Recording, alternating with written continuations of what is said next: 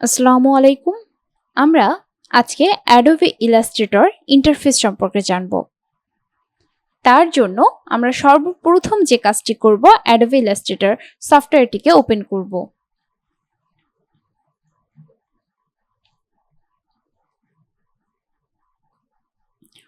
Adobe Illustrator সফটওয়্যারটি open করার পর ঠিক এরকম একটি ইন্টারফেস আপনারা দেখতে পারবেন। যেহেতু আমি এর আগেও Adobe Illustrator ব্যবহার করেছি, তো সেক্ষেত্রে আমার এখানে কিন্তু রিসেন্ট ফাইলগুলো শো করছে। এটা আপনাদের শো করবে না, কারণ আপনারা তখন নতুন ইউজার হবেন। এবার আপনারা এখান থেকে যে কাজটি করবেন, ক্রিয়েট নিউ-এ ক্লিক করবেন।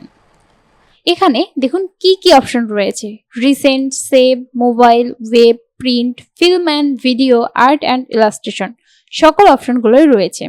আপনারা যে কাজটি করবেন, এখানে এই রিসেন্ট অপশনটি আপনারা পাবেন না। তার কারণ আমি এখানে এর আগেও রিসেন্টলি যে আর্টবোর্ডটি ব্যবহার বেশি করেছি সেটি কিন্তু এখানে শো করছে। যেহেতু আপনারা নতুন ইউজার হবেন, তো আপনাদের এই রিসেন্ট অপশনটি থাকছে না। এরপর আমরা দেখব মোবাইল।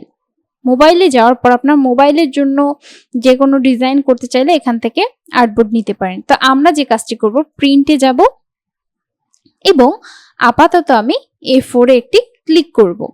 এবার এই পাশে একটু যদি খেয়াল করেন, প্রথমেই রয়েছে প্রিসেট ডিটেলস, মানে এখানে আপনি একটি আপনার ডিজাইনের একটি নাম দিবেন। আমি এখানে লিখলাম সহজ ভাষায়।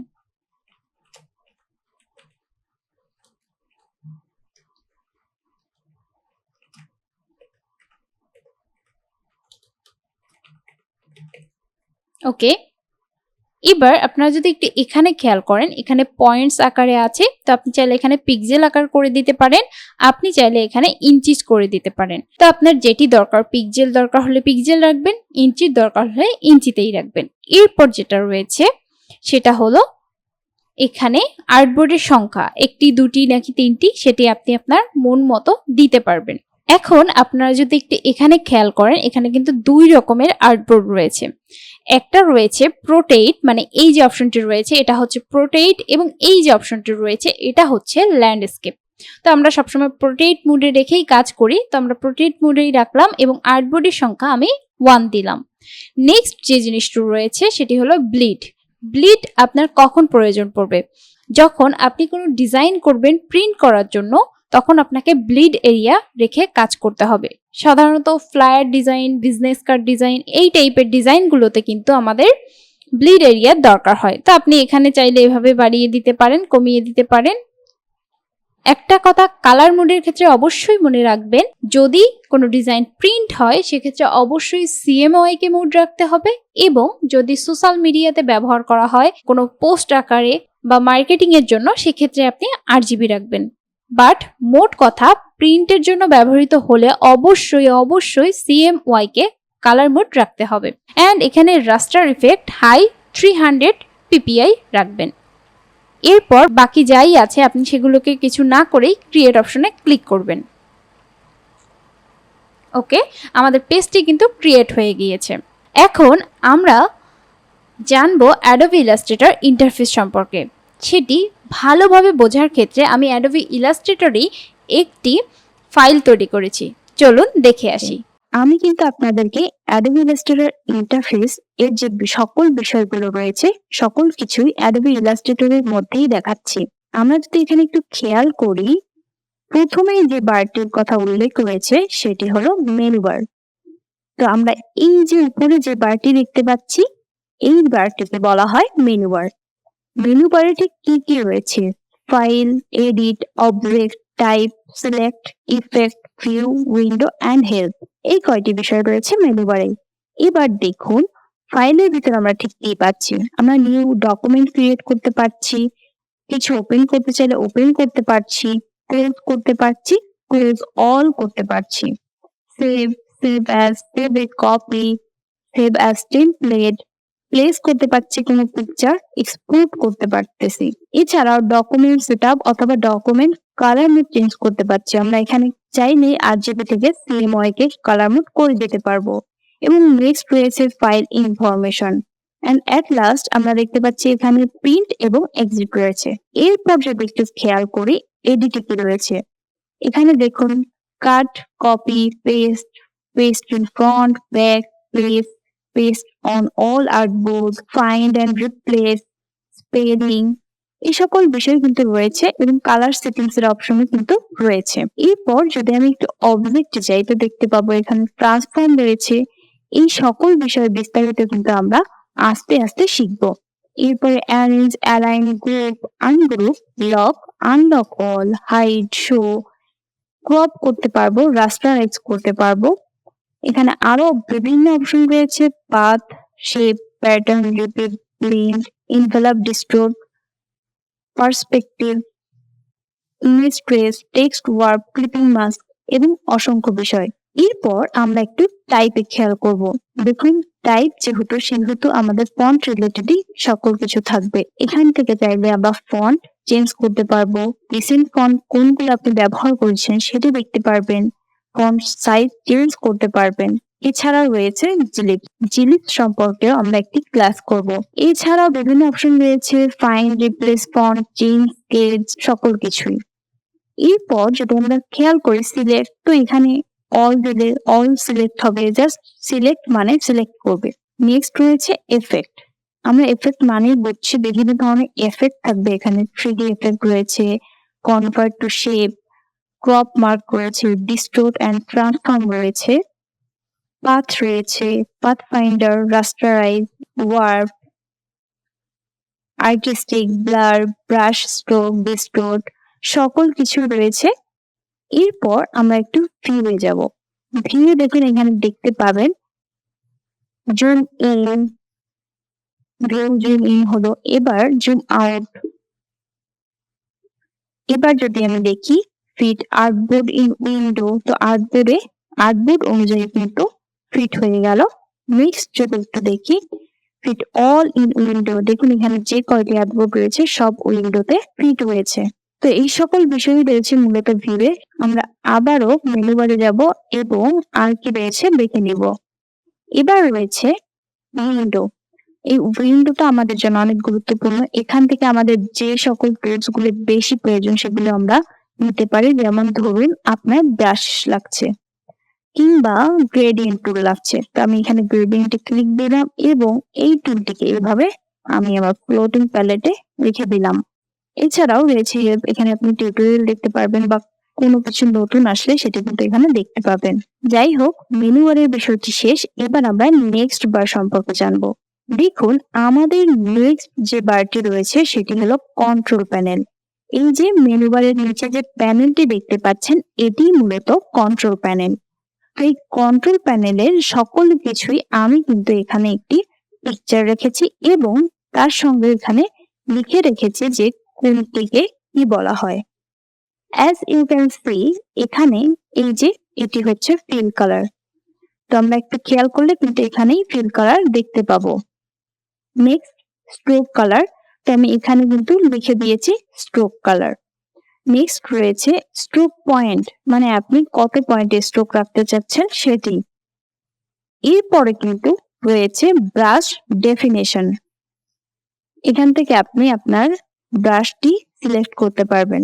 এরপর রয়েছে অপাসিটি। তো এই অপাসিটি বোঝার ক্ষেত্রে আমি একটু আপনাদেরকে বুঝিয়ে দিচ্ছি। এখানে রেখে যদি আমি অপাসিটি 20% করে দিই বা 29% করে দিই, দেখুন এখানে কিন্তু অপাসিটি কমে গেল।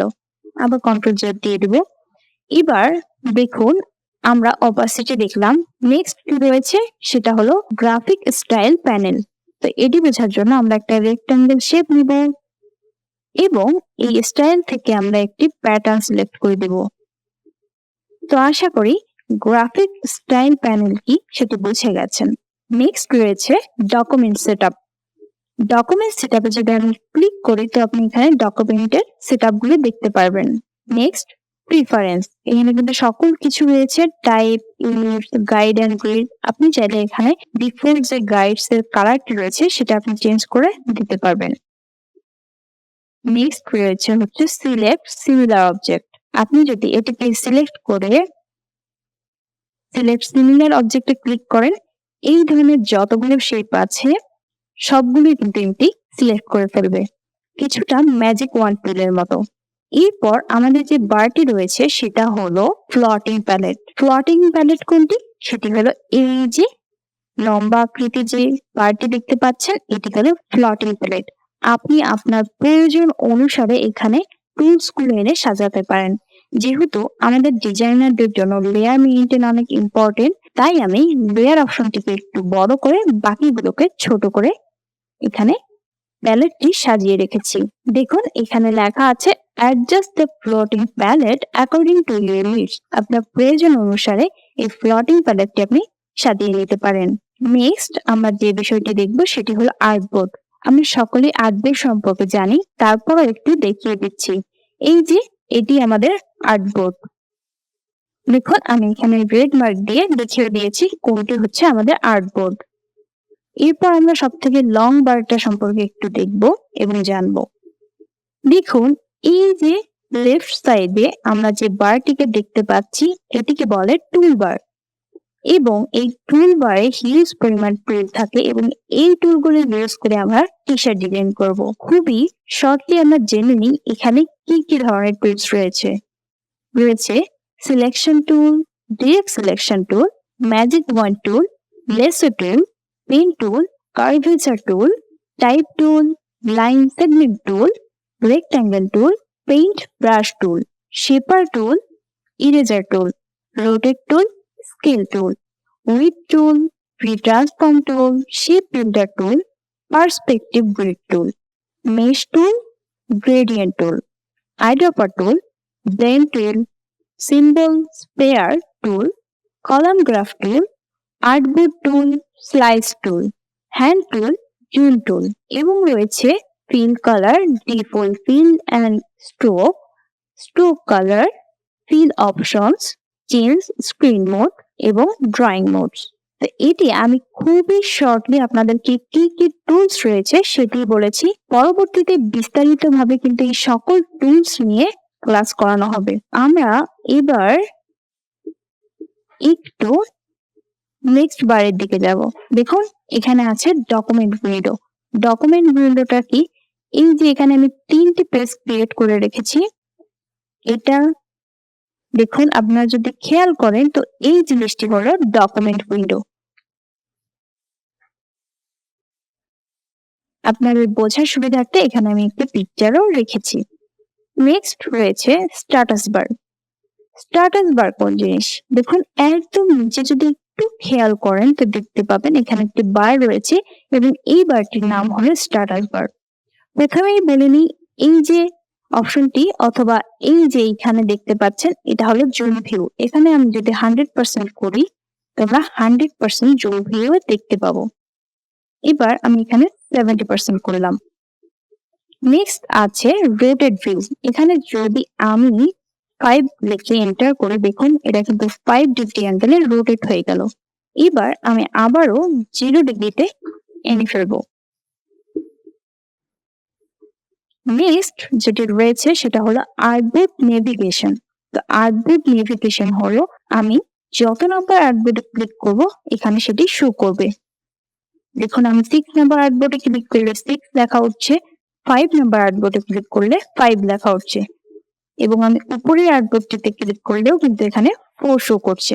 এবং লাস্টে রয়েছে এই যে সিলেকশন। তো সিলেকশনটা কি? The shape or the text will be selected. আপনি যদি রেক্ট্যাঙ্গেল শেপটি সিলেক্ট করেন তো এখানে কিন্তু রেক্ট্যাঙ্গেল লেখাটি শো করবে। তো যেটি সিলেক্ট করবেন সেটি শো করবে এখানে। নেক্সট রয়েছে আমরা যে সম্পূর্ণ বারগুলো সম্পর্কে জানলাম সেটি একদম পুরো একত্রে মিলিয়ে। খেয়াল করলে দেখতে পাবেন menu bar, control bar, document window, tool bar, status bar, floating palette, artboard. Adobe Illustrator সফটওয়্যারের সঙ্গে আপনাদেরকে ফ্রেন্ডলি করে গড়ে তোলার জন্য কিন্তু আমি সকল কিছুই এই ইলাস্ট্রেটরে ডিজাইন করে রেখেছি এবং ইলাস্ট্রেটরের মাধ্যমে আপনাদেরকে বোঝানোর চেষ্টা করছি। দেখুন এখানে প্রত্যেকটি জিনিস আমি অ্যাডোবি ইলাস্ট্রেটরে টাইপ করে করে আপনাদেরকে বোঝাচ্ছি। এবং আপনারা যদি একটু রাইট সাইডে খেয়াল করেন দেখতে পাবেন এখানে খুব ভালোভাবে লেয়ার গুলো মেইনটেইন করা আছে। ক্লাস শেষে কিন্তু আপনারা এই ফাইলটি পেয়ে যাচ্ছেন আপনাদের মনে রাখার সুবিধার্থে। পরবর্তী ক্লাস করার আমন্ত্রণ জানিয়ে আজ এখানে বিদায় নিচ্ছি। খোদা হাফেজ।